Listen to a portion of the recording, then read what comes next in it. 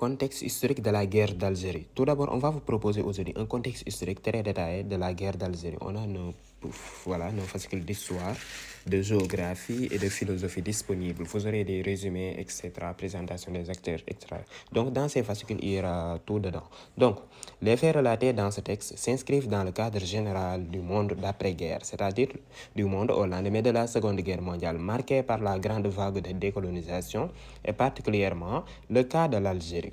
Donc cette dernière, c'est-à-dire l'Algérie, n'est pas considérée comme une colonie ordinaire par la France, mais comme une intégrante, comme une partie qui fait ce qu'on appelle, qui fait partie du territoire français. Donc voilà, comme un département d'outre-mer.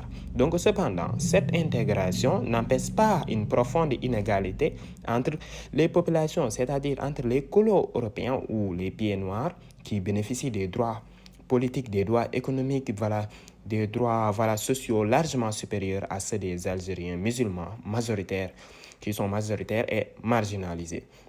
Donc, de ces injustices au massacre de Sétif et de Guelma, on va voir que certains mouvements de lutte, comme ce qu'on appelle le Front de Libération Nationale, vont commencer à lancer des séries d'attentats dans le pays à partir du 1er novembre 1954. C'est le début officiel de la guerre d'Algérie qui durera près de 8 ans.